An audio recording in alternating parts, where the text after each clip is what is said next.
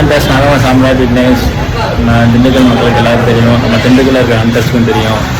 so ஒரு 3 நாளாக வந்து நம்ம திண்டுக்கல் சாங் வந்து